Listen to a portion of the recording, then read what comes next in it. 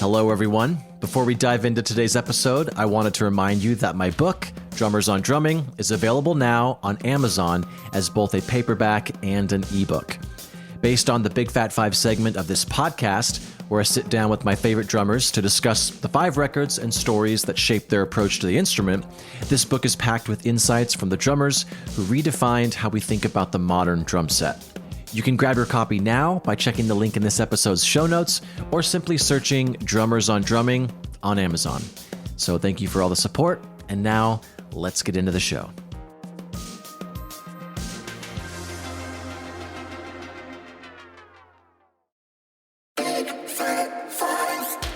What is up? Welcome back to Big Fat Five, a podcast financially supported by Big Fat Snare Drum. My name is Ben Hilsinger, and this week's guest is Rich Redmond. Rich has been the touring and recording drummer with multi-platinum country rocker Jason Aldean for nearly 2 decades. He has recorded 31 number 1 radio hits and plays to millions of fans per year in iconic venues across the globe. Rich has worked with artists such as, and I'm going to rattle these off quickly, Kelly Clarkson, Carrie Underwood, Ludacris, Bryan Adams, Bob Seger, Chris Cornell, Miranda Lambert, Eric Church, Keith Urban, Luke Bryan, and many more. Rich is also a busy educator, speaker, author, and actor. You can check out all of his richenings at richredmond.com. But before that, I hope you enjoy the 5, actually 6 records that helped shape Rich Redmond into the player he is today. Cheers.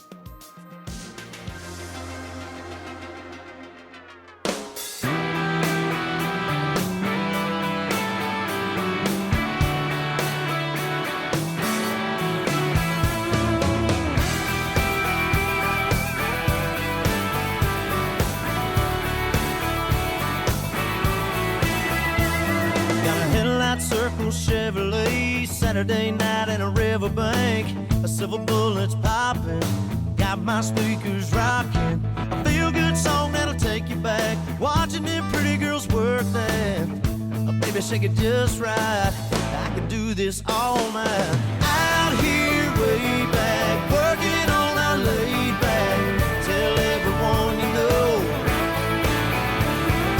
sip it, tip it, pass it round, let's light up town, out here, way back, working on our laid back.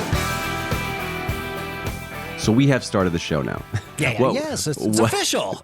What was your specific plan of attack when making these? Was it stressful? Did it take a long time? Go ahead. Well, you know, when someone gives you that kind of assignment, you're like, oh my God, I love so much music. So are you a rock guy and you pick 5 rock things? Or are you a punk guy?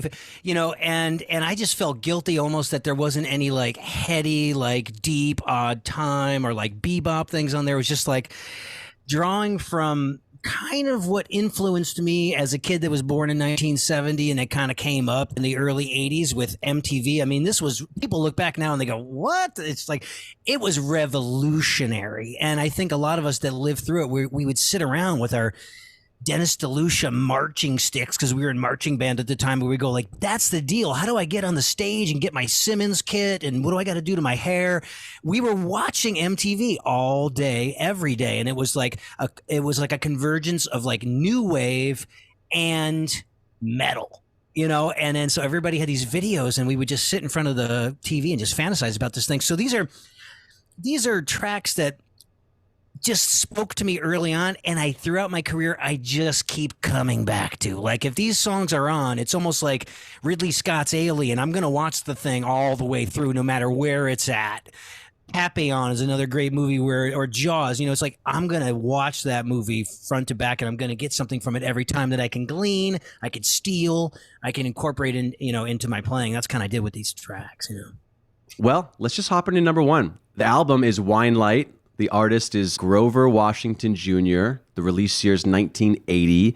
And you said a key track, but again, everyone listen to the whole damn record. It's just the 2 of us. I'm sure some people know this song. And on the album, Steve Gadd, Ralph MacDonald, who you said Ralph was also a writer. So take it away, and then we'll listen to the song after you tell people why you love it.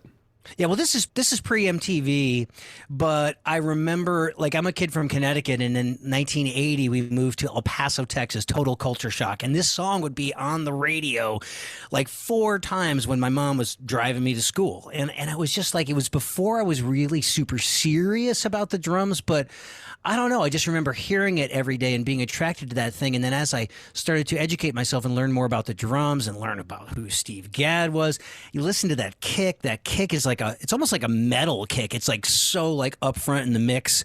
And it's the heartbeat of the song, literally. And Steve's got that fat back, the superphonic tuned all the way down. And it's less is more. I mean, the way his fills, the attention to detail with the groove, the way he sets up figures, and then Ralph MacDonald's percussion on top of that. Just, that's how you play the drums in the studio. You know what I mean? Absolutely. Well, let's just hear a little bit of Just the Two of Us.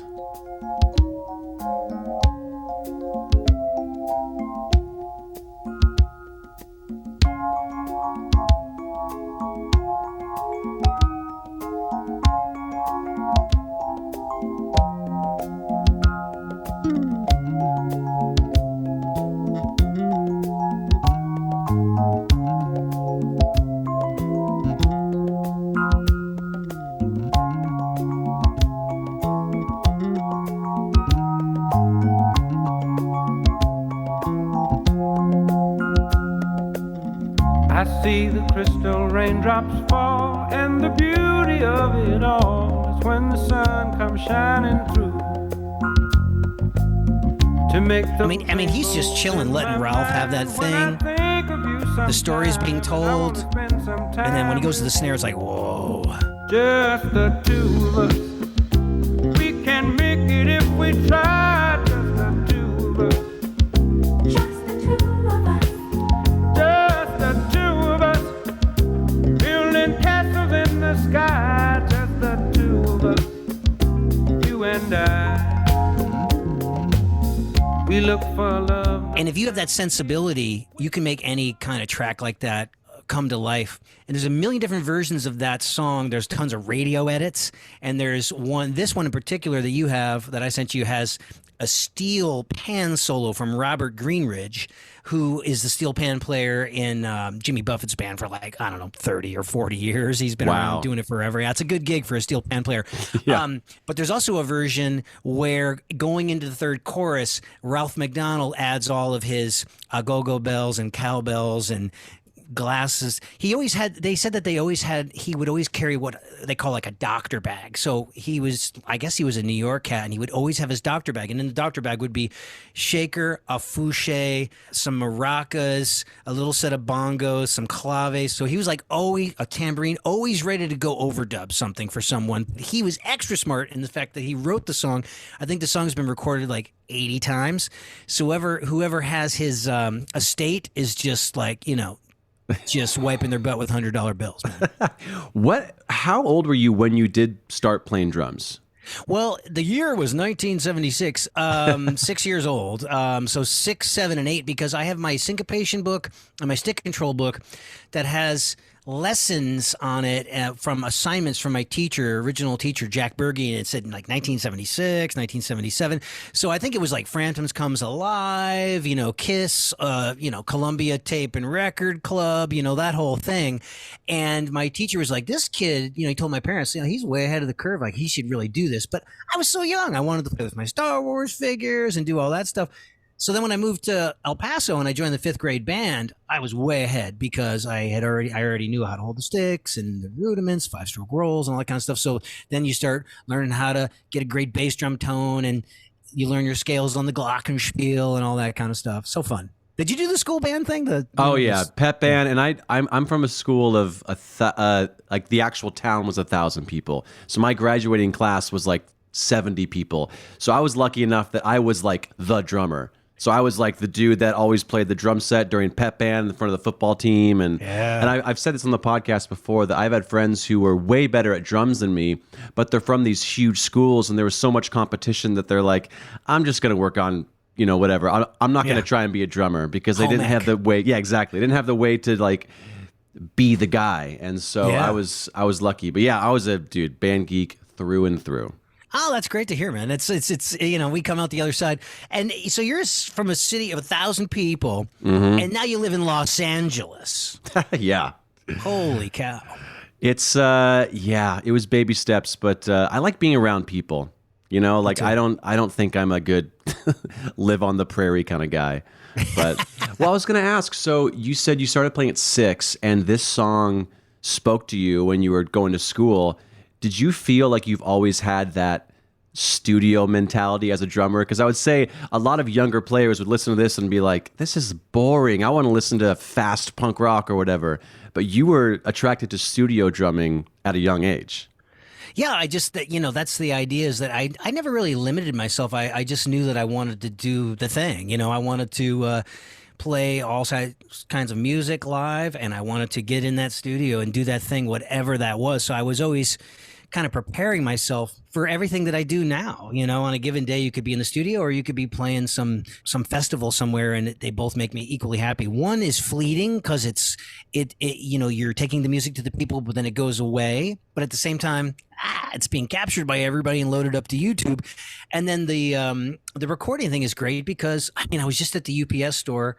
And I was talking to the owner, and he's like, "How's my favorite drummer?" And then a song that I played on came on the radio, and I was like, "Oh my god!" And so, like, always, soccer moms are always impressed with that at the grocery store or whatever, All right, so album number 2 is Foreigner, the titular track, or the named after the band, whatever.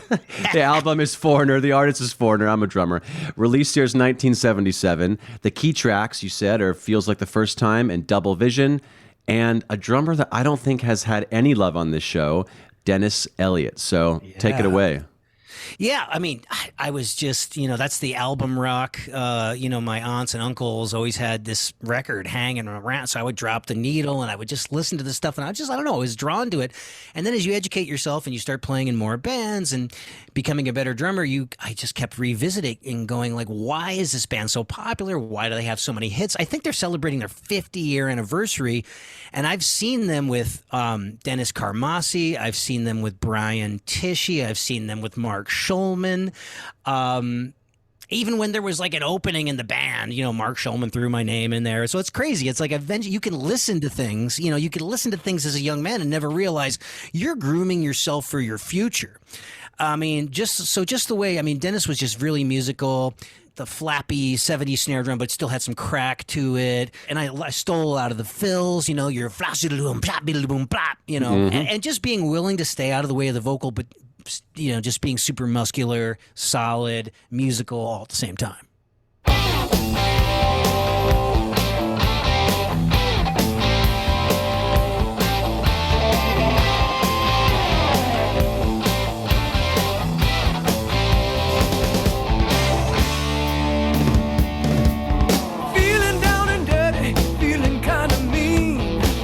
You can't go wrong with a flam on beat 4. And the way the part is kind of constructed, jing, zhang, jing, zhagagaga. It's time I had a good time, ain't got time to wait. I wanna stick around till I can't see straight. Fill my eyes with that double vision. No disguise for that double vision.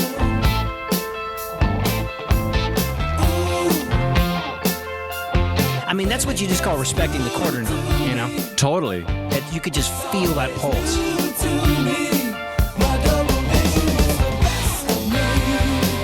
Yeah, man. I saw Lou Graham's solo act at the Canyon Club out there in Agora Hills. Oh, yeah. And Steve Gadd's son was the front of house engineer. And so I looked behind me at the booth next to me, and Gadd is hanging out with his wife, Carol. And I'm like, what are you doing here? And he's like, my son's running front of house for Lou Graham. What a small world, But But that's just respecting the quarter note, creating a very memorable part that stays out of the way, very muscular, very musical, resisting the urge to do fills every 4 measures, and his fills are all very hummable and singable. Jiggity boom boom, jiggity boom boom pop. You get that to a high school kid, you show him how to read it, you show him how to sing it, you show him how to count it. Then he could take that and just do a million variations, which I, did, because that fill is very reminiscent of a lot of the fills that Carmine Appice did on Rod Stewart's Hot Legs. I love you, honey. It's like, so we're just recycling all the same stuff, but it's okay. As long as you serve it up with attitude and a big smile, no one's ever going to go like, hey, man, you stole that from Carmine. No, it's never going to happen. Yeah, exactly. Well, I mean, according to legend, John Bonham stole a lot of stuff from Carmine, and no one's mad about that. So, all right. So, number 3, the album is The Power Station. The artist is The Power Station. Released here is 1985. The drummer's Tony Thompson, who, again, I know you were saying I might not be picking all these, but a lot of these drummers that you're mentioning, Dennis, Tony, are not getting a lot of love on this show. So I'm happy you brought these up. So beautiful. Yeah. Man. And so the key tracks, Bang a Gong, which everyone knows, I would assume, and Some Like It Hot. But yeah, so take it away, and then we'll listen to some Power Station. Yeah, man. Tony Thompson, well, he just had a fierce energy and this muscular power, and he kind of played the funk, with Chic. So, like We Are Family and all that stuff he played on in the early days. So he had that pocket and that respect for where to put the backbeat and being able to lock in patterns. But he was, I think, like a more of a rock drummer in the sense that he was always slapping rim shots, and he had that kind of like reckless rock attitude. And this was a super band that really just kind of let him shine. And every day I'd come home after school and I had my a cherry red Yamaha Stage Custom. This was like a cheap, Philippine mahogany kit, but sounded amazing. 24, 13, 16, 18.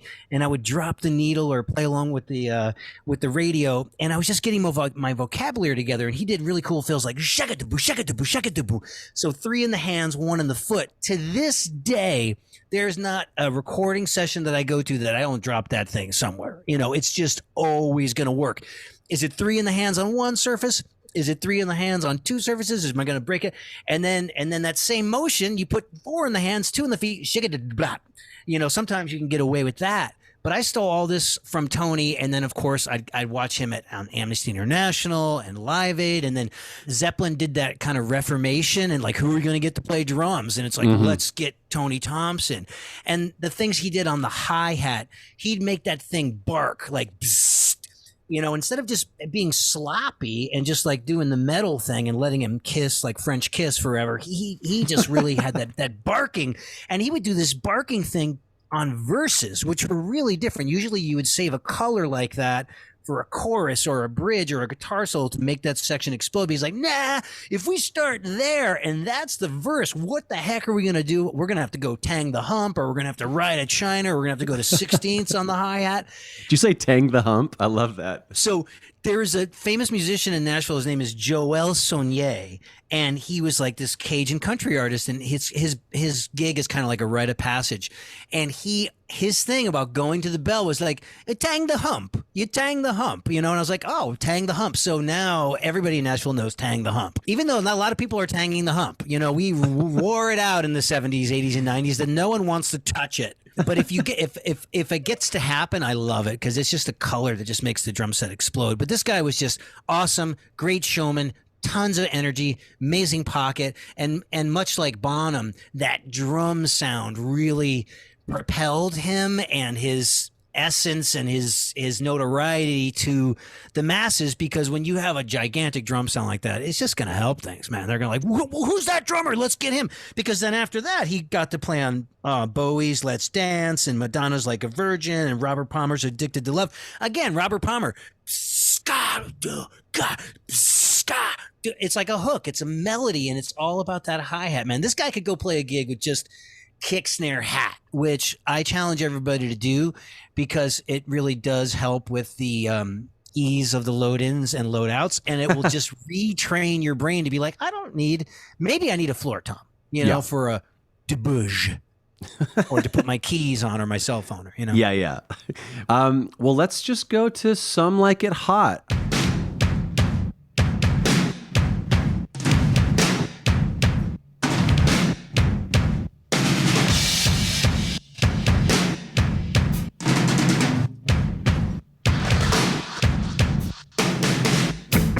I've never heard this version. This is amazing. You know, the radio edits, you got to get in faster, you know, but Yeah. I mean, that is a tough groove, man. Very masculine. Shot. I stole that. We want to multiply. Are you gonna do it? I know you qualify. Are you gonna do it? Don't be so circumscribed. Are you gonna do it? He's got that, you know, that little 2-bar phrase. Are you gonna do it? Shaka-da-da-blah, do-do-blah. I mean, Yeah. come on, you're not going to get fired. That's why you from need that floor tone. Shaka-da-da-da-blah.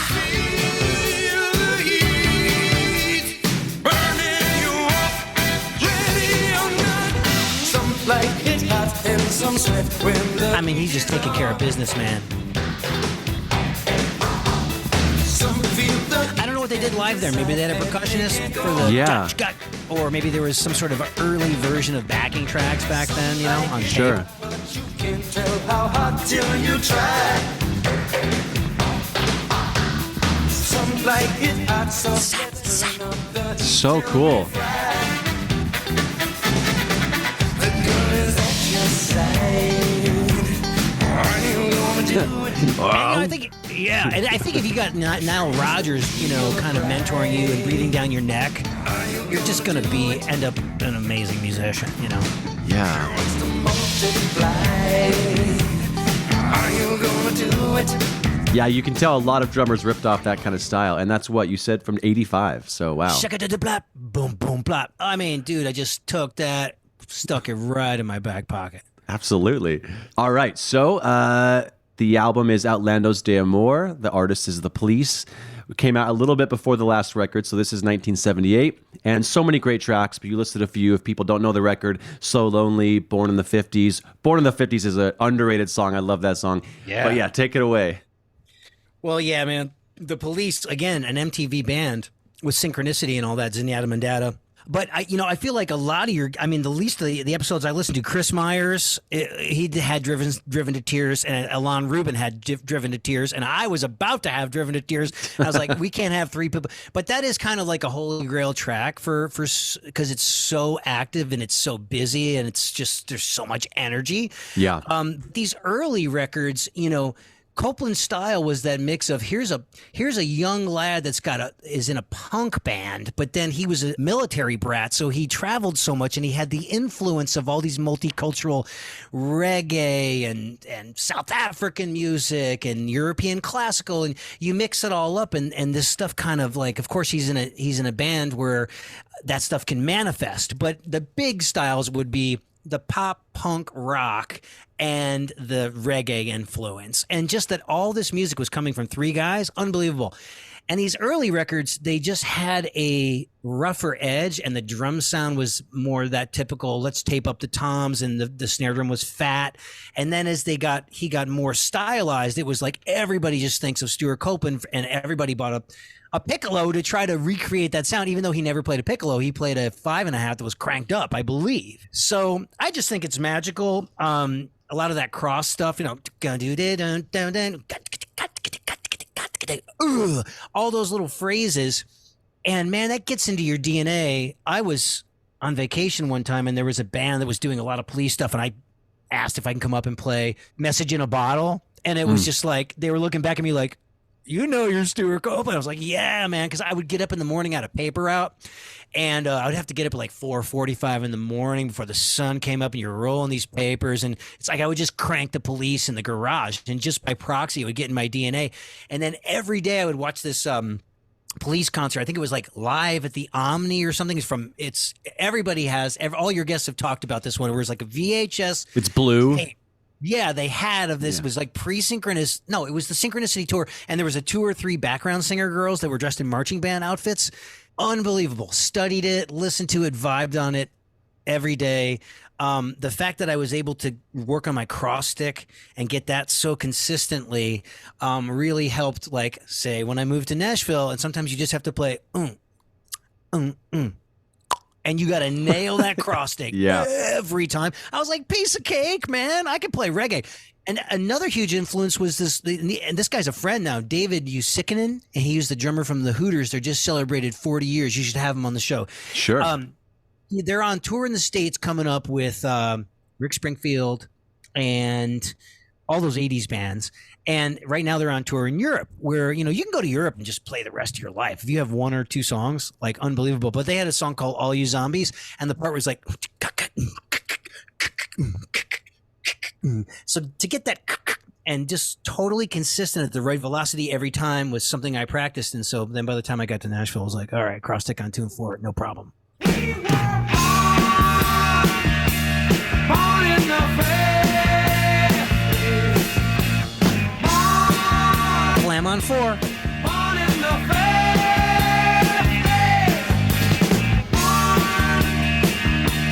Tanging the hump. Oh yeah, he's tanging that home. Born in the My mother tried when President Kennedy died. She said I was a He's not afraid to lock down a pattern. Yeah. That little stutter there, while we made love. I stolen that. We were the class they couldn't teach, 'cause we knew better. We were born. And that fill, the one, I mean, it's one of the most popular syncopations in popular music. Yep. So he was showing us how to set it up, play around it. So good. Born in the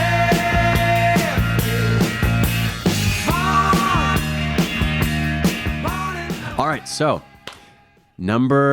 technically number 5 and 6. You had 2 records. It's the Big Fat 6. So the artist is John Cougar Mellencamp, and the albums are Scarecrow that came out in 85, and then the Lonesome Jubilee that came out 2 years later in 87. And unfortunately, Kenny's not talked about. Kenny Aronoff, who is a legend. How was he not talked about? I just don't know. I think maybe sometimes people, they want to say certain drummers, but they assume that everyone talks about them. So then they think of some obscure guy that no one's or girl. So, but hey, Kenny, we love you. He's a massive, massive influence on a lot of people, whether you would know it or not. So yeah, a few key tracks: Small Town, Lonely Old Night from the 85 record Scarecrow, and then Lonesome Jubilee has Check It Out and Hard Times for an Honest Man. But yeah, take it away, and then we'll listen to a track from each record. Yeah, man. Well, people say, what are your Desert Island records? These are 2 Desert Island records. And I've heard other people say that because this was this magical snapshot in time where, John was owning his identity. He's like, for the heck with Johnny Cougar, I'm changing my name to John Mellencamp. That's the name, my God-given name. And so he just started to own his artistry, and just the way he could tell these tales of the common man, the things that are happening in the heartland between New York and LA, which is much of America, but wrapping it up with this huge sonic beauty, such just huge sounding drums, and the way they did things like combine colors, like a hammered dulcimer or a harpsichord or accordion with a fiddle, kind of like to create a new color in the music. And this was very ahead of the time to kind of signal what might happen in Nashville in the 90s, where it's like the drums started getting like Paul Lime moved to town, and then all of a sudden the drums started getting hot in the mix, and they started cranking the fiddle along with the piccolo snare drum. But these guys did it 10 years earlier, and they were just owning it. They were headlining arenas. They didn't have any opening acts, 3-hour show. Kenny's back there playing like an animal, but so musical, staying out of the way. A lot of these songs are 3-chord songs, and so it was Kenny's job to try to come up what he would say, like a different beat, for all of, John's music. And he just did such a great job. And then another takeaway is the way that he combined percussion. So I really started getting into percussion because this stuff was so hot in the mix. So we're talking like 2 rhythm tech tambourines that are rattled together, and you get the impact sound of the 2 rhythm techs, like throwing claves into a track, maracas, super loud shaker sounds, congas and bongos, but not like cranked up like a Latin congero, but like tuned down with like duct tape on them, and they kind of sit in the mix really nice. So the way he incorporated the percussion, I was like, I would practice along with that stuff. And what did that do? That helped me later on in life, where I'm just hired to be a percussionist to bring other drummers' tracks to life. And sadly, it's happening less because there's so much in the box MIDI wave files ready to go. But anyways, don't be a stranger to the percussion thing, kids. Like at least own some of these basic percussion instruments, and then be willing to like layer your cake, and that's what I got from Kenny. And just the cracked snare drum, and then just loving the drum sound and hoping that someday I would be in a band where I can have a drum sound like that, All right, well, here's Lonely Old Night from Scarecrow. She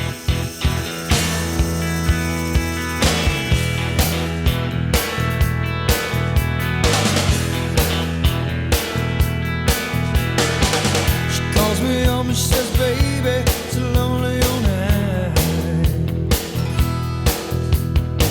I don't know, I'm just so scared and lonely all at the same time.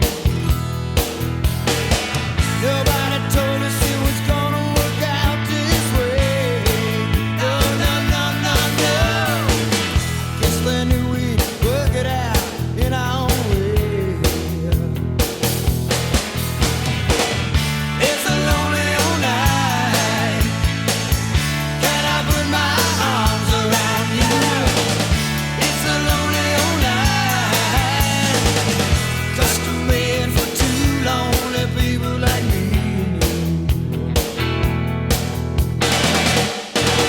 I mean, those are all rim shots. Scott. So back in the day, I would just take my marching snare drum home from band practice, and I would go in the garage and I would just hammer away on the syncopation book, all rim shots. So just like, if you have to hit a rim shot, you're never gonna miss it. But I got that from Kenny, man. Yeah, a friend of the podcast, Zach Lind, who's the drummer for Jimmy Eat World, brought on one of his songs. I think it's the song "Gotta Be Somebody's Blues," and it's this super slow, wide open snare sound, super deep. One of my favorite snare sounds of all time. And he said that was actually a limited edition Tama put out of their version of the Black Beauty, and it's a Kenny Aronoff signature. Shout out to Kenny, but it's my favorite snare sound of all time. Yeah, I gotta do it, man. Because I own a million Black Beauties. It's just because you got to have a lot of them in different places. Yep. But I have never treated myself to that one, and I'm sure there's a different bent on it because, well, they had to probably get around some things, Yes, legally. they did. It has. I hear that it's just a great recording snare drum. It's got nice engraving on it and everything, and it looks beautiful as well.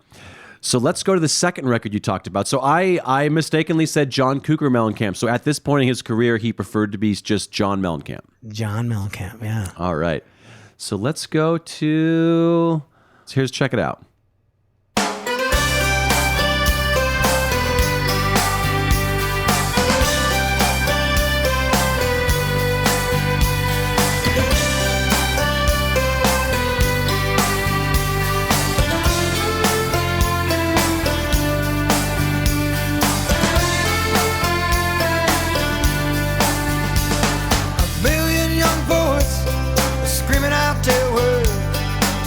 Full of people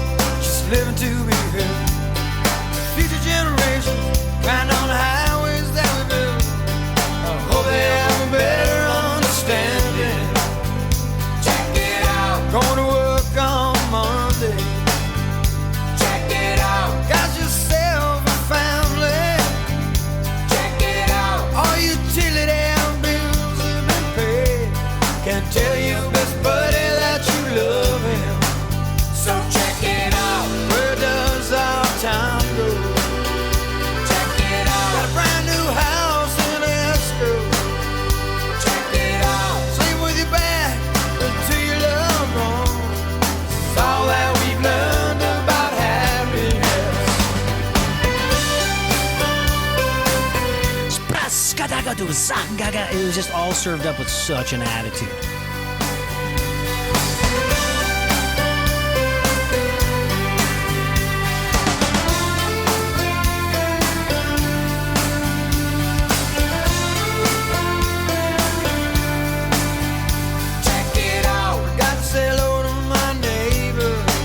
Hi-hat tightens up on the second verse. He knows how to stay out of the way, use the colors on the kick. Talking about the girls I'm seeing on the slide.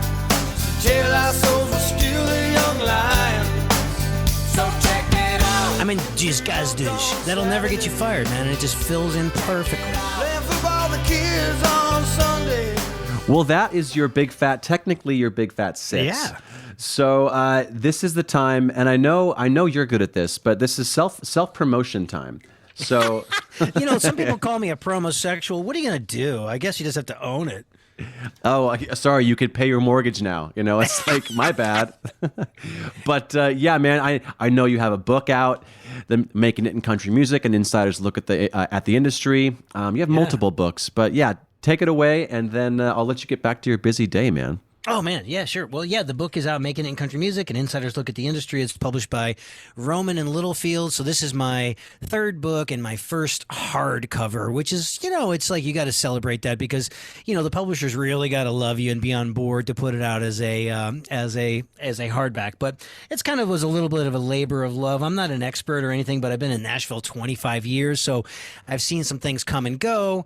And if I wanted to just drop my ideas down and if it helps save somebody 5 years on their journey, even 5 minutes on their journey, then, you know, my work is done.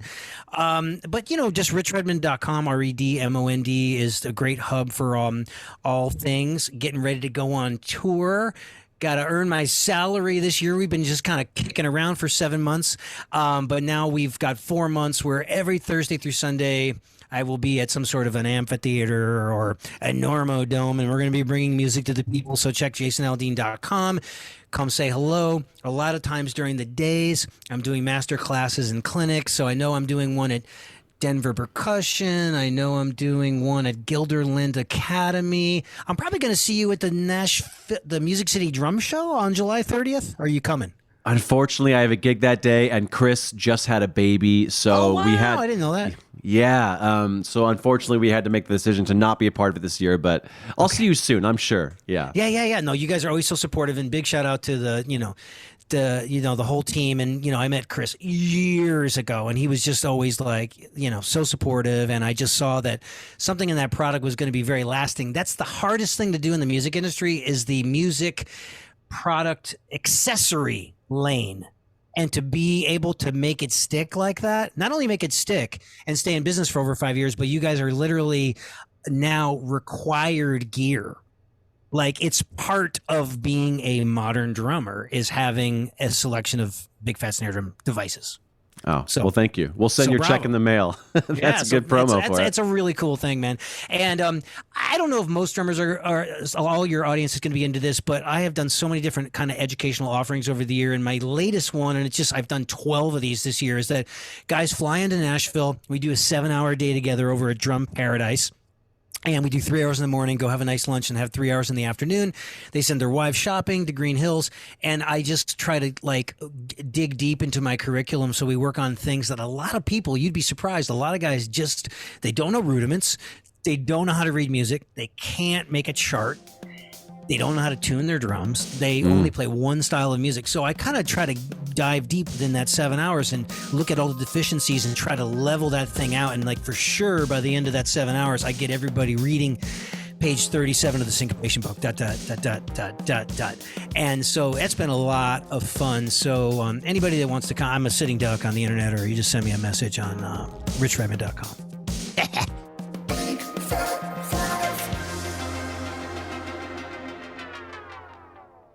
All right, so this week's little skinny one, aka listener pick, is from Stefano Ashbridge. He says, "Hey Ben, my name is Stefano Ashbridge. I'm a drummer and drum instructor in the Los Angeles area. I've been playing drums for a little over 30 years, and you can find me at drumlessonsinla.com. His pick was the album Water by the artist Saigon Kick. The release year is 1993. The drummer is Phil Verone. From the research I have done, that's how you pronounce his last name, but Verone. And the key track that Stefano wants to point out is On and On. And about this track, Stefano says, I think what Phil plays in the verses is a fresh and inventive way to support the song. It's not your typical rock beat, and there's this syncopated snare roll with cymbal accents. So thanks again for filling out the form, Stefano, and here is On and On by Saigon Kick.